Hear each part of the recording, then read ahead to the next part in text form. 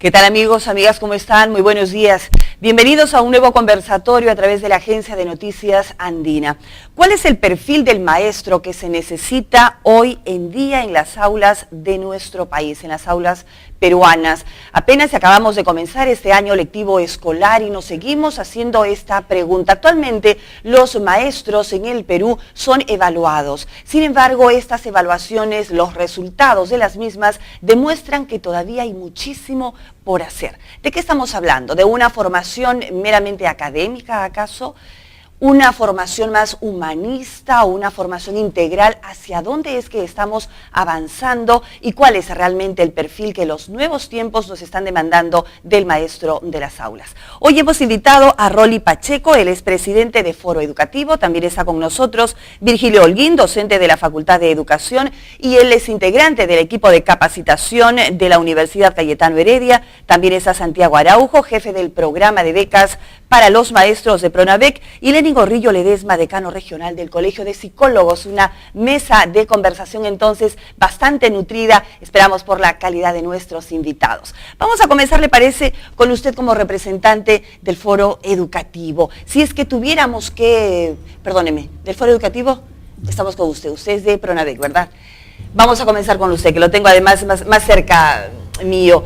Si tenemos nosotros que sumar unas 3 o 4 palabras que reúnan este perfil actualizado del maestro, ¿cuáles podrían ser esas? Bueno, partimos de un escenario deficitario. Me explico, no es tema del quien esté ahora estudiando o tema del que ya esté trabajando. Eso tiene que haber comenzado antes. Los países que toman la educación con la seriedad del caso, por ejemplo Finlandia, no es una cosa gratuita que esté ocupando el primer puesto. O Dinamarca, donde yo tuve la suerte de tener una pasantía, ahí los mejores estudiantes de la educación secundaria van a estudiar educación, los mejores. Acá van los rezagados, los que no ingresaron a otras carreras, a otras especialidades, o no tuvieron otras oportunidades. Entonces, como quien dice, aunque sea, en el argot popular, que sea maestro. ¿Qué revela eso? Eso revela varias cosas. Revela que la sociedad se descuidó de la educación. Este no es un tema de ahora, este es un tema recurrente que se ha acumulado. No ha habido una mirada de continuidad de los gobiernos con una mirada de continuidad de políticas públicas en materia de formación inicial del maestro y luego su formación continua y su empleabilidad. También revela un tema de que la propia familia no ha tomado con la seriedad de que ese es un buen escenario de contribución. Así como antes muchas familias decían, mi familia se enorgullece de tener un militar y un sacerdote. Bueno, corresponde a su época, pero la familia tenía un orgullo. La familia no tiene orgullo de que su hijo o su hija sean docentes. Claro, se ha ido desvalorando, digamos, la imagen. Ahora, la sociedad, profesional. ¿cómo mira al maestro? Lo mira por encima al hombro. Es una persona que no tiene una gratificación social, cultural. Y como si fuera poco, el gobierno y el Ministerio de Educación históricamente han maltratado a este maestro. Lo han maltratado. Entonces, usted tiene maestros que viven en los lugares más alejados. ¿Y sabe cómo duerme un maestro rural? En un pellejo. ¿Qué come? Una sopa de maíz, mañana, tarde y noche. Y si enferma, está desprovisto de todo soporte. La formación del ingreso a la universidad, inclusive muchas universidades están dejando de tener sus prefacultades. Ya no tienen las formaciones. La Cayetano, por ejemplo, es posgrado, pregrado no, y hay muchas universidades que han cerrado. ¿Por qué? Porque han notado que el mercado no es grato, no es gratificante. Señor Pacheco. Entonces, por eso digo que venimos con un déficit acumulado. Perfecto. Desde atrás. Y es interesante comenzar con usted este conversatorio porque nos está ayudando a recordar cosas que ya conocemos, ¿verdad? Y es importante porque nos ayuda a recordar este diagnóstico tan enfermo, pero se han dado ya pasos interesantes. Sí. El tema, por ejemplo, de la evaluación. ¿Hacia dónde cree usted que está conduciendo al maestro? ¿Hacia mejorar precisamente su calidad de formación profesional, su calidad integral? No. En parte, sí. Porque digo yo, ¿no? Cuando nos van a evaluar, tendemos a exigirnos más nosotros, a prepararnos más, sí, a preocuparnos. De acuerdo. Eso es importante. Es decir, es un maestro que tiene que leer. Si no lee, está muerto. Está muerto. Va en una desventaja enorme. En tiempo de la reforma, o antes de la reforma educativa del año 72, aquí había una revista de educación. La revista de educación llegaba a la mano de los miles de maestros que cotizaban. Y la revista de educación le permitía abordar información científica, tecnológica, metodológica, experiencias, inclusive anécdotas. Hoy día no tenemos eso. No lee, perdóneme, no lee el maestro hoy en día. Yo observo que hay dos categorías de maestros, ¿no? En el escenario que nos ha mencionado Rolly Pacheco, hay maestros que tienen buenos elementos, buenos productos, hay maestros que se interesan y están mostrando a la sociedad los progresos en el aprendizaje de los niños. Por otro lado, también Rolly nos ha mencionado que hay maestros que han entrado porque ya, bueno, era el espacio que les quedaba. Y entonces ahí tenemos una gran tarea de la vocacionalización por ser maestro, de interesarlos por la carrera, el gusto por la profesión, y allí tenemos un rol muy importante por parte del Ministerio, que ingresa con las capacitaciones, con las becas, con diversas estrategias para elevar el nivel profesional de los maestros. Un punto de partida en los maestros que ya están trabajando en las aulas es que promovamos que los maestros tengan un ojo clínico, es decir, conozcan, se interesen por saber qué deben aprender los niños, qué deben saber los jóvenes. Estos jóvenes, estos niños que ahora son diferentes, no son los niños ni jóvenes de hace 10 o 20 años, son jóvenes muy activos, muy despiertos, muy interesados, muy independientes, muy autónomos. Y entonces encontramos a un maestro que tiene que tener esa mirada hacia dónde debe conducir los aprendizajes para tener un impacto social. Usted forma parte del equipo de capacitación en la Universidad Cayetano Heredia, una universidad que además hace muchos trabajos de investigación. ¿Cuál cree usted que deben ser entonces los pilares de capacitación, de formación para el maestro que se necesita hoy en día? Hay un primer pilar que es el manejo de la disciplina, es decir, si yo voy a trabajar el área de comunicación, debo saber, debo entender qué es la comprensión lectora, cuál es la metodología de la matemática, de las ciencias, debo estar impregnado de ese conocimiento para trabajar bien con los estudiantes. Un segundo pilar es en cuanto a la metodología, cómo lo voy a trabajar, cómo voy a llegar bien trabajando esta disciplina a los estudiantes, niños o adolescentes, jóvenes. Y adolecen, perdónenme, aquí lo interrumpo, adolecen los maestros de esta metodología, ¿qué tanto? Porque es que cuando hacen evaluaciones a nivel regional, la calidad de enseñanza que reciben los alumnos está en los últimos lugares. Los maestros reclaman todo el tiempo que quieren estrategias, y requieren estrategias porque ahora hay una diversidad de estudiantes. Hay una migración del campo a la ciudad, en la misma área rural tenemos diversidad de formas de aprender, y entonces los maestros necesitan tener un abanico de estrategias para poder llegar bien a los diferentes tipos de personas que tenemos en las aulas. Por otro lado, es importante también saber sobre la disciplina, o sea, en qué consiste el trabajo de la matemática, de las ciencias, del área de comunicación, del deporte, de la música, de la educación física, etc. Entonces, eso es importante para que el maestro pueda llegar con esos dos elementos. Pero el tercer elemento es la creación de un clima bueno, de un clima armonioso en el aula, en la escuela, en la comunidad. Cuando no existe este factor, influye mucho en los aprendizajes de los estudiantes y por lo tanto del desempeño de los docentes. Mire, qué interesante, estamos prestando atención a cada una de estas características que usted señala y no nos está usted hablando específicamente de la parte académica, usted nos está hablando de una parte integral y allí trasladaría la inquietud a usted como representante del Colegio de Psicólogos. psicológicamente hablando, ¿podemos hablar de una gran reforma que necesita también el maestro? ¿Qué lectura puede hacer usted allí? Indudablemente que nadie da lo que no tiene. Así es. Y una de las cosas fundamentales, que el maestro es un modelo de persona al cual se aspira. Las personas aprendemos aprendizaje social por observación y también cuando vemos ejemplos de premios y castigos en la sociedad. Por ejemplo, sabemos que a veces más influye la televisión que la propia aula. Y si vemos, por ejemplo, cosas de impunidad, o sea, gente que, entre comillas, mala, que es premiada, y gente buena que es marginada, ¿qué sucede como modelo de comportamiento? Que el niño no va a tener aspiración a ser bueno, sino va a tener éxito a cualquier precio. Por ¿no? los modelos. Por los modelos.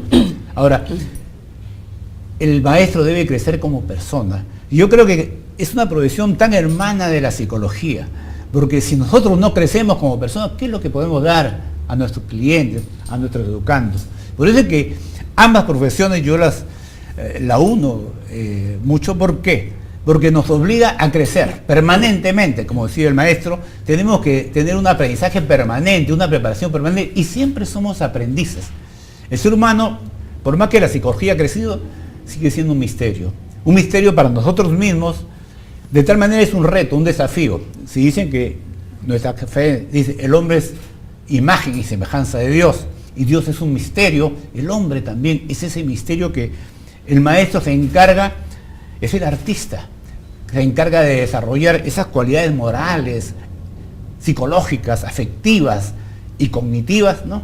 Porque sabe también psicología del desarrollo, porque no podemos enseñar, trabajar un material que no lo conocemos. Por eso es importante, como digo, esta hermandad de la psicología con la pedagogía. Nosotros tenemos una ley anti-bullying y la ley dice que debe haber un psicólogo por colegio, por lo menos. Lamentablemente, claro, no habrían tantos psicólogos para cumplir con esta ley, pero creo que tiene que trabajar hermanados, psicólogos y maestros. Por otro lado, sabemos psicológicamente que hay diversas maneras de aprender el mundo. Hay gente más visual, gente más auditiva y más kinestésica. Para unos, el mundo entra por los ojos. Para otros, tienen que oírlo. Y otros, tocar, hacer. Entonces, tenemos alumnos que tienen preferentemente un sistema visual, preferentemente un sistema auditivo, preferentemente un sistema kinestésico. Entonces, toda la metodología tiene que basarse, y todo el contacto interpersonal tiene que basarse en un conocimiento de las características de cada uno de nuestros alumnos. Al que es más visual, probablemente ayudarlo, hablarle en visual y ayudarlo a que desarrolle también los otros canales, porque nosotros, toda nuestra experiencia, todo nuestro pensamiento está en imágenes, está en sonidos y está en sensaciones. Si yo le pregunto ahora, ¿cuál es la puerta, el color o la forma de la puerta de su casa? ¿Usted qué hace? Se traslada a la puerta de su casa y usted tiene la imagen, el color, la forma, el tamaño de eso. O sea, todo nuestro pensamiento, toda nuestra vida interna está de alguna manera representada en imágenes, sonidos, nuestros pensamientos, nuestras emociones, está representado por estos canales sensoriales. Por eso es muy importante que el maestro maneje bien ese, como dice, el aprendizaje, ¿no? Visual, aprendizaje cognitivo, ¿no? Estilos de aprendizaje, que ya se ha ido asimilando ya a la pedagogía esta Permítame. caracterización. Es muy importante lo que usted señala, esta interacción que tiene que lograr el maestro con el alumno, pero yo le pregunto lo siguiente, ¿y qué hay del maestro? Hablando de manera individual, ¿qué hay de la autoestima que tiene el maestro o no? Nos acaba de recordar que en nuestra sociedad todavía no se valora ni se revalora la tarea que hace un maestro, que profesionalmente hablando, todavía el ser maestro en el Perú es como, bueno, pues si no pude lograr otras cosas, ya pues seré maestro, ¿no? Eso también, ¿cómo va a influir? Bueno, realmente de alguna forma ya se ha insinuado esto. Yo creo que todos nosotros, en todas las profesiones, incluyendo la del maestro, uno tiene que sentirse orgulloso. Así es. Y si hoy lo van a hacer, escogería ser maestro, ¿no? Entonces, eso sería, no como se ha mencionado acá, que como la última opción. Lógico. ¿no? Sino la vocación que hablaba el maestro también, ¿no? Tener vocación, quererla, amarla. Y eso tiene que ver mucho O sea, con en esa conclusión, autoestima, el ¿no? maestro que no tiene vocación para ser maestro, se le recomendaría a través de esta mesa que mejor no sea maestro. Ajá. Porque También- mire, si no Sí. quiere ser maestro y lo está haciendo solo por buscar un empleo, pues lo va a hacer entonces consciente de que su autoestima está por los suelos. ¿Qué va a inculcar, qué va a reflejar en el alumno? Sí, exactamente. Y la vocación del maestro se nutre por el amor a sí mismo y amor a la profesión.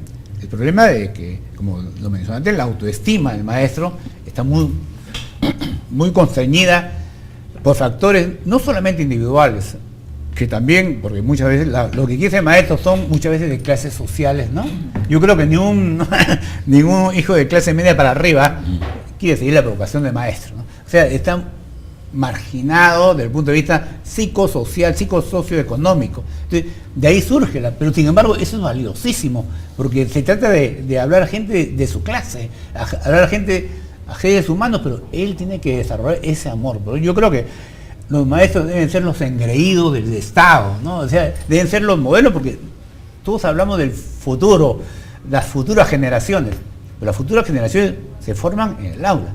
Y no solamente en el aula, hay también la escuela para padres, y ahí entran a tallar también los maestros y los psicólogos, porque de alguna manera ya el alumno llega al colegio con una base que el maestro tiene que a veces que luchar contra corriente, se puede decir. Y si el maestro dice una cosa y en la casa se refuerza lo contrario, realmente pues estamos arando en el desierto, como decimos vulgarmente. Bien, ¿no? doctor Orrío, lo veo a usted también. ¿Quieren agregar algo? ¿Por quién comenzamos? ¿Quién comienza? ¿Usted? Mire, acabo de mencionar el concepto de Estado. Si yo soy maestro,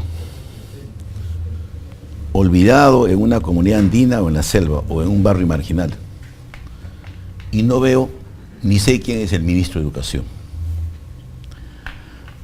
y mi tarea es estrictamente con una mirada escolarizada, evidentemente que yo estoy en una desventaja enorme. Exacto. Pero si ahora veo al ministro Saavedra, y concuerda con un artículo que he escrito en este libro, hermanado con la ministra de Salud y la ministra del MIDIS, eso es un buen síntoma. Oiga, este Estado tiene que asumir la educación con seriedad. Y de manera integral. Integral. ¿Por qué? Esto y esto necesita la barriguita, es la alimentación.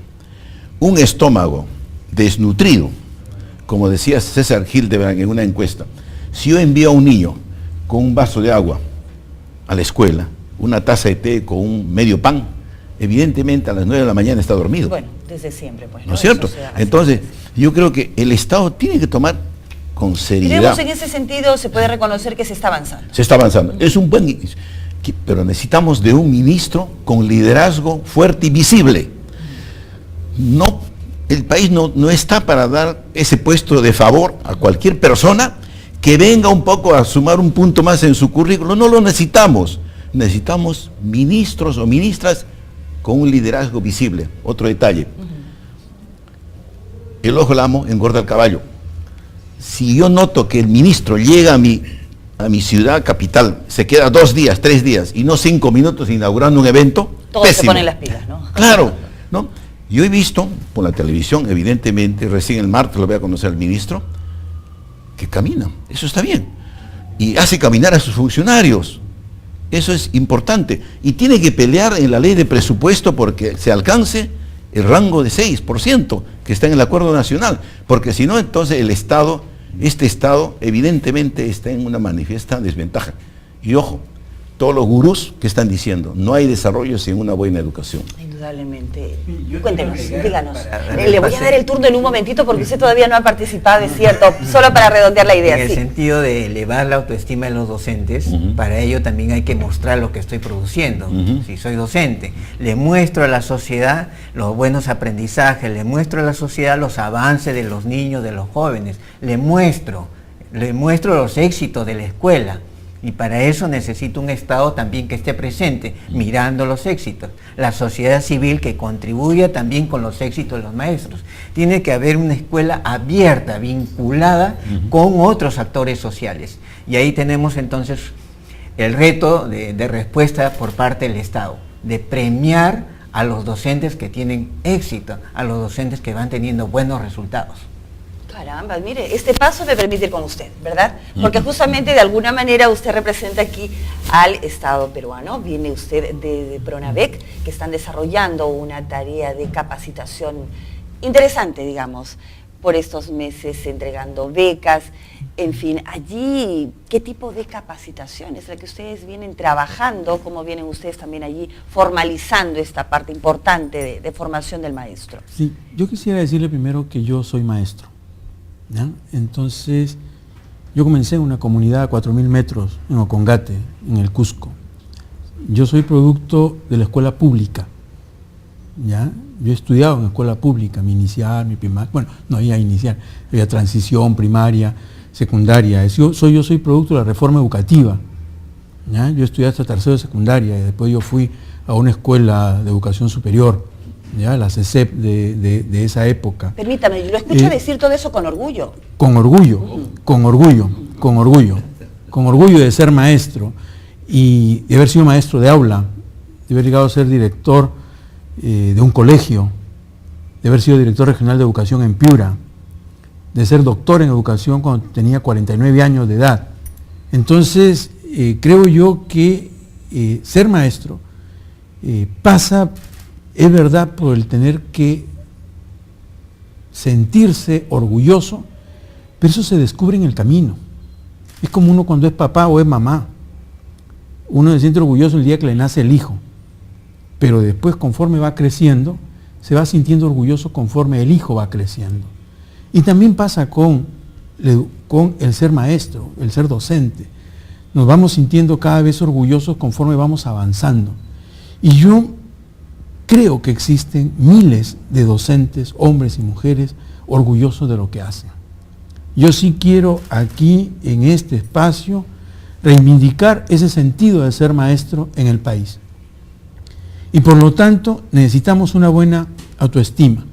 Pero lo que hemos comenzado nosotros es a hablar del tema de la educación como tal. Y ahí sí también yo quisiera hacer un aporte. Dígame. Dentro de la educación, el maestro tiene una responsabilidad. Pero la primera responsabilidad de educar, ¿de quién es? De los padres, que quede claro, ¿ya? O sea, no es que yo envío a mi hijo para que el profesor vea qué cosa hace con él. No, no es así. Primero, en casa, lo tenemos que educar. Segundo, hay un responsable también, que es el Estado. La primera institución tutelar en un país es el Estado de brindar una educación de calidad. Y ahí creo que hay una responsabilidad que también tenemos que irla viendo. ¿Qué es lo que ha pasado estos últimos tiempos? Después de la reforma educativa, y yo soy consciente de eso, ¿no? Se democratizó la educación. Llegó la educación primaria a montones de lugares más alejados donde nunca hubo. No había educación inicial, se implementó con la reforma educativa. Se democratizó la secundaria. ¿De dónde salieron los docentes? Si teníamos una sola universidad como la Cantuta, que sacaba docentes, y en algunas regiones, algunas normales, escuelas normales, superiores normales, llevadas por algunas congregaciones religiosas.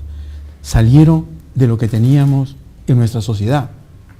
Muchos maestros en los años 80 ingresaron al magisterio sin tener ningún tipo de criterio de lo que nos estaban diciendo, sin ningún tipo de metodología, sin ningún tipo de experiencia. Estoy de acuerdo de que podía, en un momento de crisis, de inflación, ser maestro por lo menos era un salvavidas. Todo eso es entendible. Pero cuando uno dice educar, tiene que ver no solamente con el manejo de metodologías.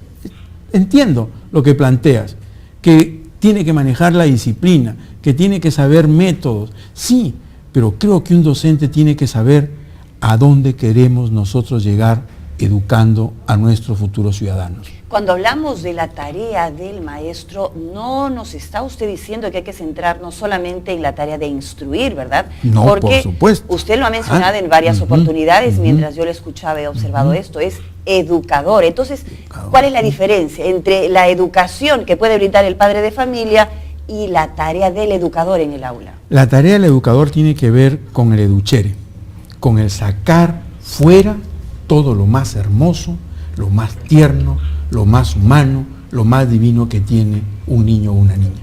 Eso es educar. Educar no es meterle dentro cosas en su cabeza.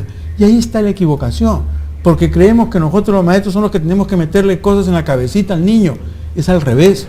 Tenemos que conocerlo, toda su dimensión humana, su parte cognitiva, su parte afectiva, su parte motora, pero también diría, como lo dijo, la parte estética, su dimensión espiritual.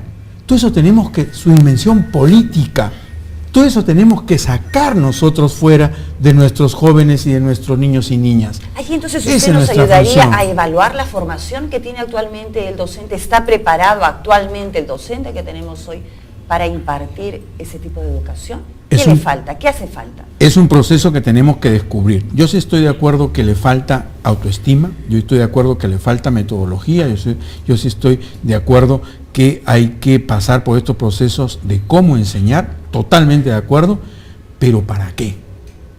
Quiero yo que un docente llegue a la finalidad, al objetivo final de nuestra educación, que es formar ciudadanos, que es transformar sociedades, que es transformar mentes, que es transformar corazones, que es transformar el mundo de la economía, que es transformar el mundo de la industria. No puede ser que nosotros pasemos 16 años en el sistema educativo básico y no podamos después enfrentar un puesto de trabajo en una empresa.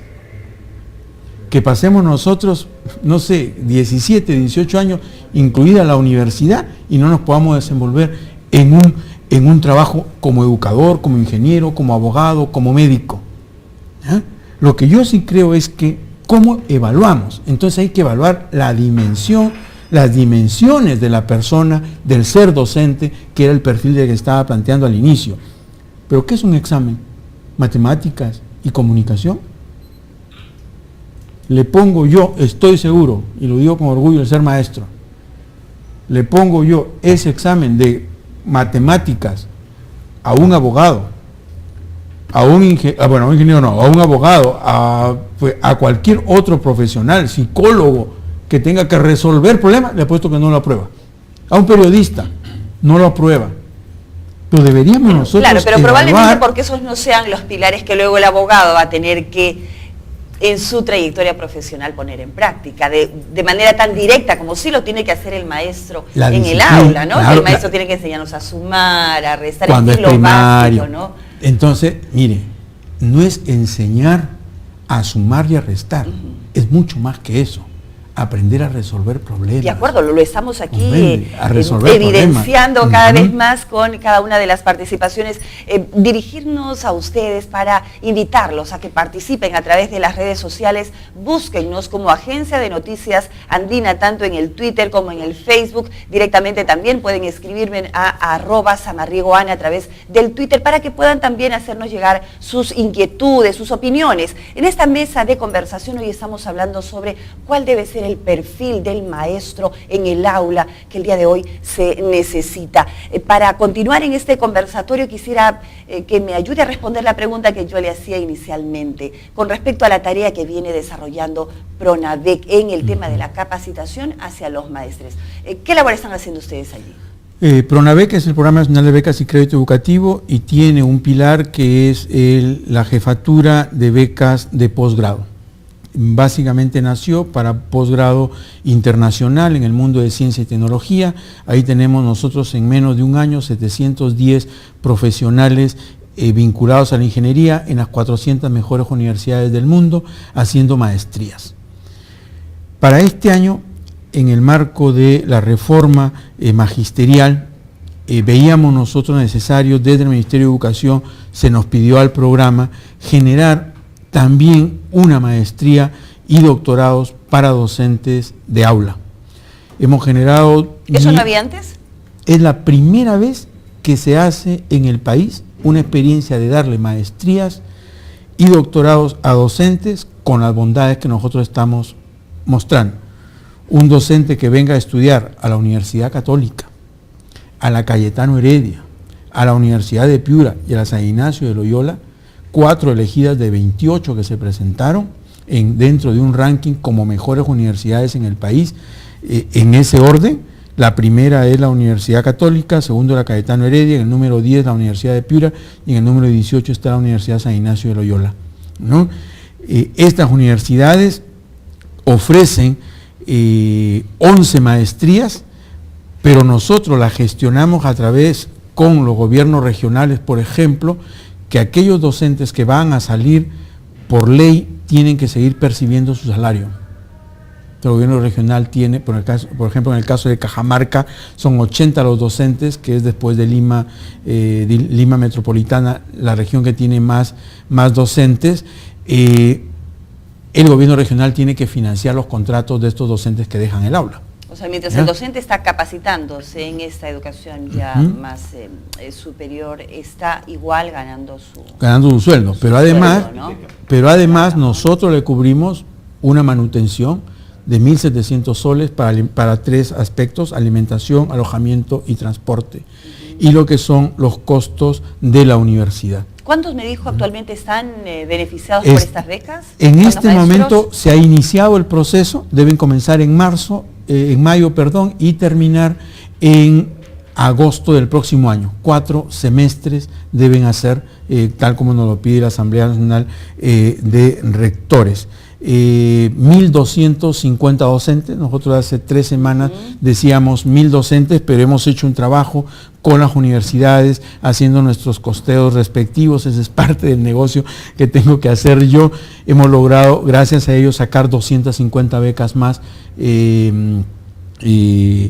y tenemos 1.250 y estamos pensando para el mes de julio 500 becas para doctorado también en universidades top de nuestro país. Pero tenemos ya nosotros 19 estudiantes en España, en México, en Estados Unidos, en Chile, haciendo sus doctorados en educación, que son docentes de escuela pública, de las zonas del BRAE, de zonas rurales, ¿no?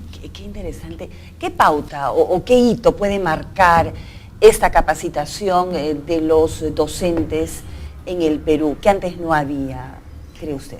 Hay un primer elemento que es la de premiar a los docentes, valorar a los docentes, contribuir con la autoestima de los docentes, que sirvan de modelo para que otros docentes también contribuyan y alcancen a tener una beca. Pero además es formar a todo un contingente para irradiar sus propuestas, para ser modelos de otros docentes en cuanto a una buena enseñanza, en cuanto a una buena relación con los otros, en cuanto a la práctica de la interculturalidad, con otras saber valorar las culturas de otros espacios.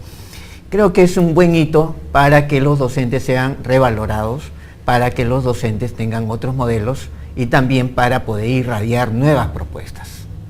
En esa capacitación de la que hablamos actualmente, que necesita el maestro de hoy, ¿cómo cree usted que está contribuyendo el tema de la tecnología?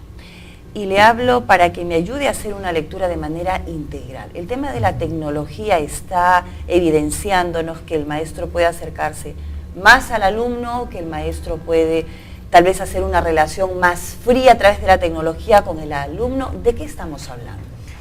Yo creo que en primer lugar el maestro tiene que prepararse para el uso de la tecnología.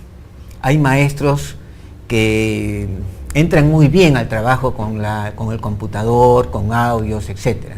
Pero hay otros que no calzan, otros le rehuyen al trabajo con la tecnología, no ingresan porque lo ven muy difícil. Sin embargo, es una necesidad, porque los estudiantes de ahora están vinculados con el avance de la tecnología. Y entonces ahí hay un reto muy grande para emprender una capacitación en términos de una actualización a los docentes en el marco del uso de diversas tecnologías, no solo el computador. Claro, señor Holguín, perdóneme que lo interrumpa. Esto es un hecho innegable, ¿verdad? Tiene sí o sí que acercarse a las nuevas tecnologías y a la tecnología en general el maestro de hoy. Yo le hablaba de la relación entre el maestro, digamos el ordenador o la computadora, y el alumno. Se está reforzando una mejor relación, se está enfriando esa relación de formación del alumno por la tecnología. Le decía yo, allí nos interesaría conocer su mirada. Sí, yo creo que es un buen elemento para promover el acercamiento entre el saber, pero también entre la producción de nuevo conocimiento. Hay un conjunto de conocimientos que está colocado en los diversos espacios virtuales, y entonces el maestro tiene que promover ese acercamiento a los estudiantes, pero para producir otros saberes, para innovar, para adaptar de acuerdo a nuestros contextos, para transformar las realidades que tenemos.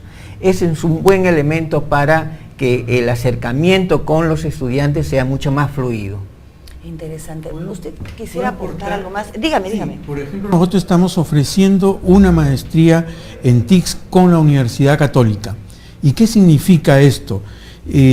Por experiencia, mi doctorado es en uso de TICS como recurso, utilizando un método que es aprendizaje basado en problemas, algo que maneja la Universidad Católica muy bien.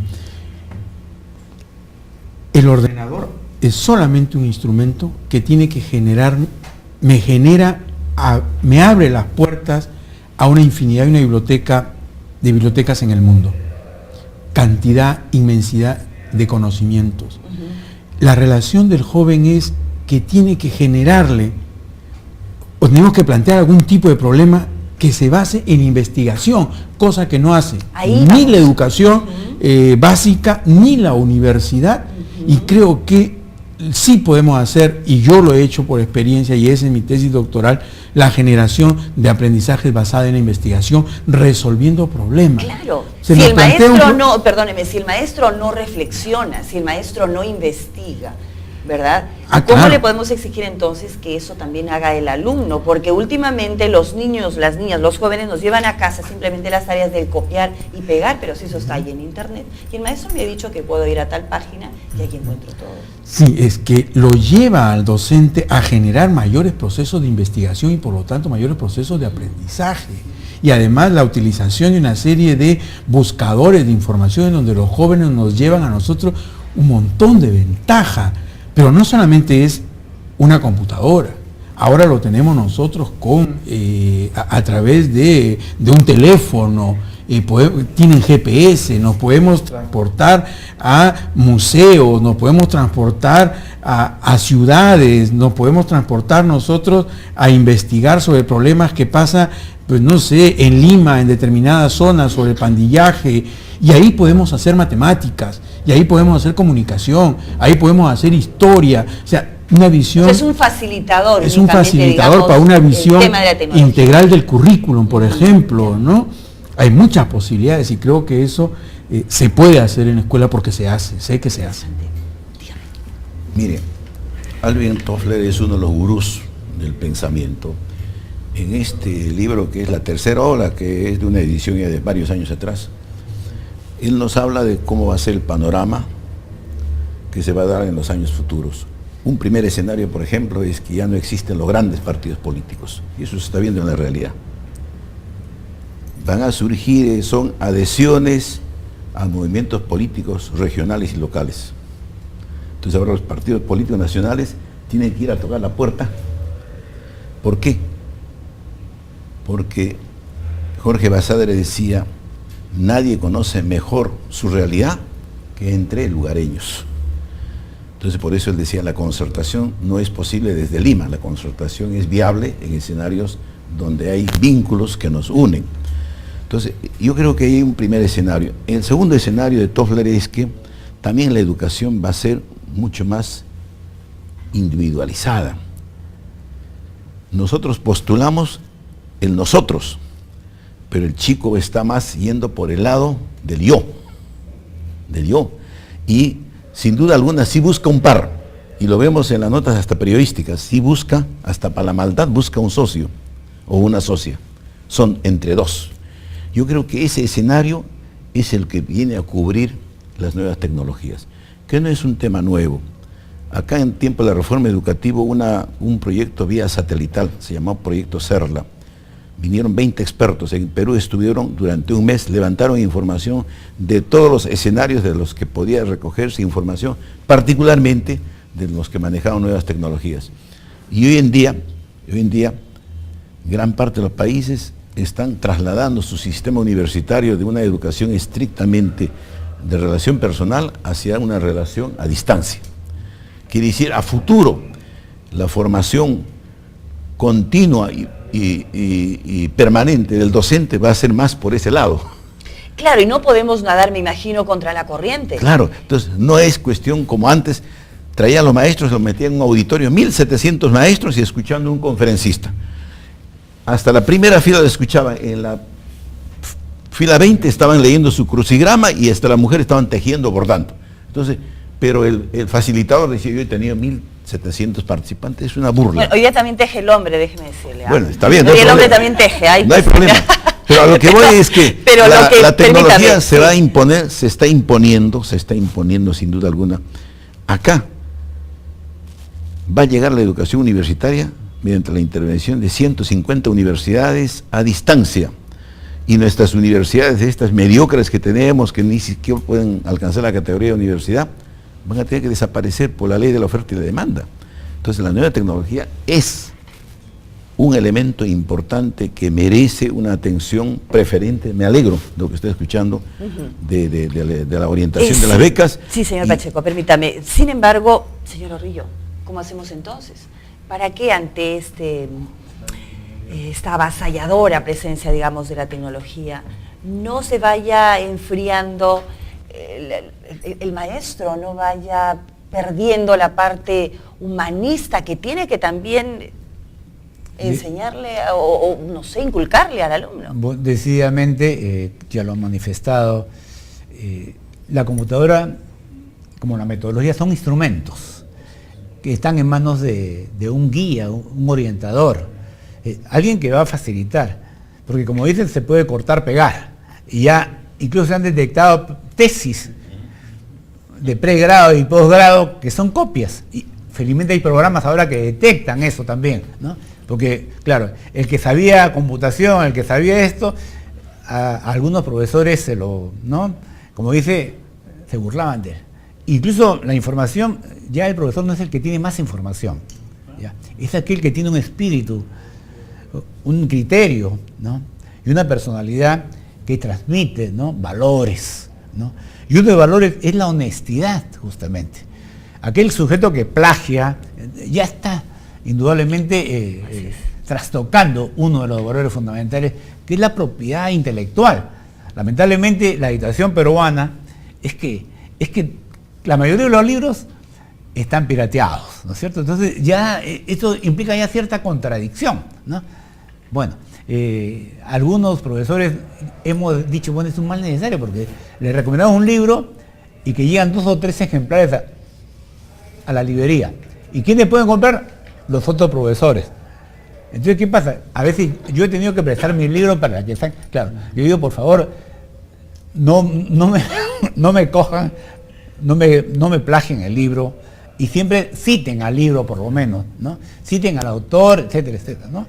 Porque a veces ya tengo la información ahora prácticamente y no menciono al autor. Y esa es también una forma de plagio. Entonces, tenemos que nosotros incursionar en la metodología, pero el maestro nunca pierde, al contrario, tiene que estar al día en toda la metodología moderna, pero nunca perder su criterio de persona, de valores. Y bueno, y acá yo quería mencionar algo que está implícito. La educación no se da en abstracto, se da en un ambiente, en un contexto. Y ese contexto puede ser facilitador o limitador. Puede ser un desafío, un reto, de acuerdo a cómo lo tomemos. Y en este caso, yo creo que muchos peruanos somos resilientes, porque lamentablemente, pues, la dictación de nuestros maestros no ha sido muy ejemplar. Bueno, yo he tenido la suerte, he tenido la suerte de tener profesores, yo estaba en el fiscal también, los más elegantes, iban vestidos, ¿no? a sus aulas, con terno, las profesoras eran vestidos de fiesta a dictar una clase. Y bueno, eran maestros que nosotros teníamos como modelo. Ahora, eran pues, todistas. Indudablemente eran modelos, eran no solamente todistas, externamente, no solamente por fuera, no por dentro también. Pero ya, como dicen, muchos somos visuales, ¿no? Entonces, ya el impacto del maestro que llegaba internado, como decimos, ¿no? Ya impresionaba, ¿no? Lamentablemente, la situación social, aparte del clima y todo lo demás, ¿no?, ha cambiado, ¿no es cierto? Pero quería resaltar también la importancia de esos maestros que nos inculcaron el respeto. Que promovían a esa lo vocación. cívico, lo moral, lo ético. Exactamente, ¿no? Nosotros, ¿qué podíamos dudar de un maestro? ¿No? A pesar de que usaban en esa época la palmeta, ¿no?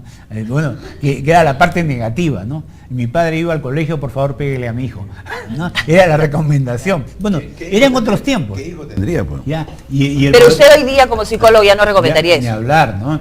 Ni hablar, O sí, que hay que volver a la no, al texto, ni hablar. Ya. Porque actualmente hemos desarrollado tanto y ahora el niño enjuicia pues al colegio, Claro, enjuicia sí al es. profesor también, ¿no? Y a los padres incluso, ¿no? Permítame, al alumno que ingresa al colegio, en fin, en determinada edad, ¿se le pide un examen, una evaluación psicológica? ¿Y al maestro se le debe pedir también una evaluación Yo creo que psicológica? sí. Yo creo que sí. Psicológicamente. Lamentablemente, aunque no, yo creo que no evaluación de test, mucho menos, uno comienza a observarlo, o una prueba en aula, ¿no? Una demostración en aula, como se hacía, ¿no? O como De se hace en cómo las maneja universidades, situaciones, ya, ¿no? claro. Entonces yo creo que la contratación de un maestro debe ser, no tanto por sus carteles, pues puede ser, puede tener doctoral, pero nunca ha estado en un aula, ¿no? Entonces lo mismo que nada, ¿no? No, como yo tengo colegas psicólogos que nunca han visto pacientes, pero como no tenían trabajo, y tenían su papá que le podía pagar maestría, doctoral, y nunca han atendido a nadie. Usted Y está hablando no de le- la parte pedagógica. Sí. ¿El maestro hoy en día, pedagógicamente hablando, recibe una formación? ¿No recibe una formación? Bueno, casi. Acá estuvo Juan Carlos Tedesco. Él es argentino, fue director de la oficina regional de la UNESCO en Santiago, Chile, de manera que tenía incidencia en Perú. Y lo trajimos para un evento. Entonces la cuestión era detectar dónde estaba el problema. Y él dijo, el problema está en el maestro. ¿Por qué? El maestro es facilitador, es guía. El maestro inspira. El maestro es el segundo padre y la maestra la segunda madre de un país donde la mayoría de hogares no son pues hogares completos. Antes teníamos un magisterio casi de clase media. Se cumple el perfil que usted ha señalado, donde probablemente en la casa leían y también había una pequeña biblioteca. Hoy en día usted hace un ingreso así indiscriminado y no va a encontrar sino periódico, y de periódico, ajá, por decir un nombre, ¿no? Que me perdone, pero así no puede ser, ¿no? Entonces yo creo que el tema nuestro es, cuando hablamos de perfil, no son los contornos visibles externos, que sería, Ajá, claro. sino son las interioridades, ¿no? Entonces, el perfil debe situarnos un conjunto de características que de una manera ideal la sociedad se plantea a través del Estado organizado para reclutar a los mejores, formarlos, darles un contrato de trabajo con la seguridad del caso. Sí corresponde una evaluación, pero no en frío, una evaluación así como estoy viendo, In situ. así Ajá. in situ. Es la única manera de tener, si no, no me vale. Ahora, hay un tema importante. Estamos olvidando un detalle.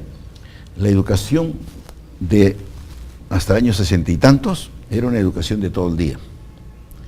Hoy tenemos, por razones presupuestarias, una educación de mediodía.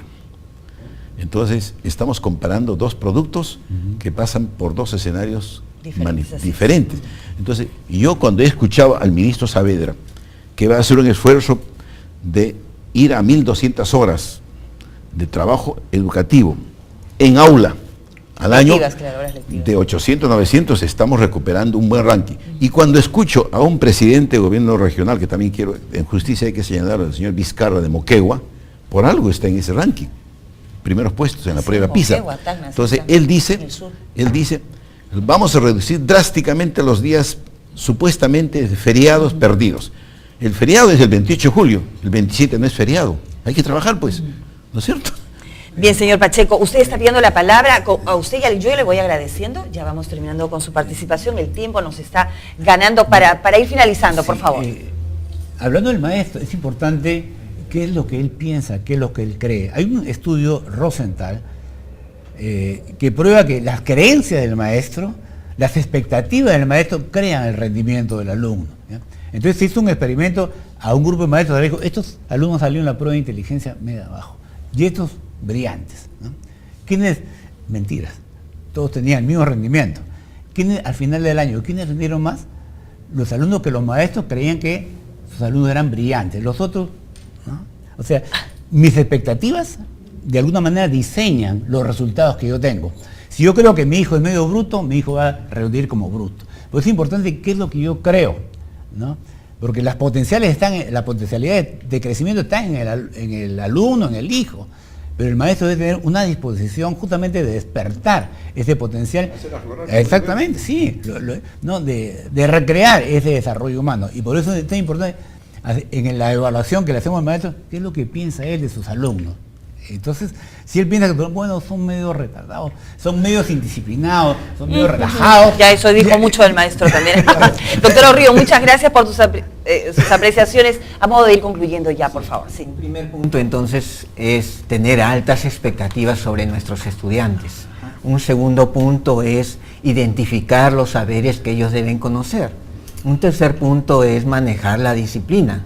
Un cuarto es cómo trabajo como facilitador para que esa disciplina llegue muy bien a los estudiantes. Como quinto, evaluar permanentemente el progreso de los estudiantes, identificar quiénes se van quedando y cómo contribuyo con esos diferentes estilos de aprendizaje. Y por último, creo que es importante trabajar en alianza. Por ejemplo, los psicólogos contribuirían muy bien con los docentes para identificar toda esa carga emocional que tienen los docentes. Trabaja con 10, 20, 30, 40 niños y entonces recibe una carga emocional muy elevada. Y los psicólogos contribuirían muy bien a trabajar las estrategias para que este docente también pueda tener caminos de descarga, caminos de descarga emocional, de sentimientos encontrados. Necesitamos de los psicólogos para efectos de hacer un buen trabajo con otros seres humanos. Muchas gracias, señor Holguín. Clarísimas las conclusiones, ¿no? Ya con él deberíamos cerrar el programa. Pero no, usted falta que nos ayude con otra conclusión también, señor Santiago Araujo, agradeciéndoles por su Sí, antes de despedirme, yo creo que hay que evaluar el desempeño docente permanentemente. El desempeño docente, ya había dicho yo, no es tomarle un examen, ¿no? Tiene que ver cómo se relaciona con sus alumnos, sus alumnas, cómo se relaciona con la comunidad. Eso es fundamental. El revalorar la vocación de un docente va a nacer justamente cómo te valora tu alumno. Yo diría que un examen no, que saquemos a los docentes a la calle. Y si a nosotros, nuestros exalumnos nos saludan, es porque hemos realmente incidido en ellos, ¿ya? Antes que tomarnos un examen. ¿Ya? Entonces, porque ahí vamos a ver justamente lo que decía y quería rescatar, que otro criterio es el tema de tener que educar, quedarnos claro que tenemos que educar de manera personalizada. El educar de manera personalizada genera un rol distinto de nosotros los maestros, que es convertirnos en un compañero de camino, en un compañero de aprendizaje. No es que todo nosotros lo sabemos. Lo primero que tenemos que decir los maestros es que no lo sabemos todo. Que nos disculpen nuestros alumnos, que nosotros no sabemos muchísimas cosas, pero que sí somos capaces de poderlos acompañar en su proceso de crecimiento, en su proceso de aprendizaje, en poder descubrir el mundo, en poder descubrir su comunidad, en poder descubrirse a sí mismos, en poder descubrir su familia. Eso sí podemos hacer nosotros. Solamente con ese criterio de ser compañeros de camino, creo que la educación cambiaría.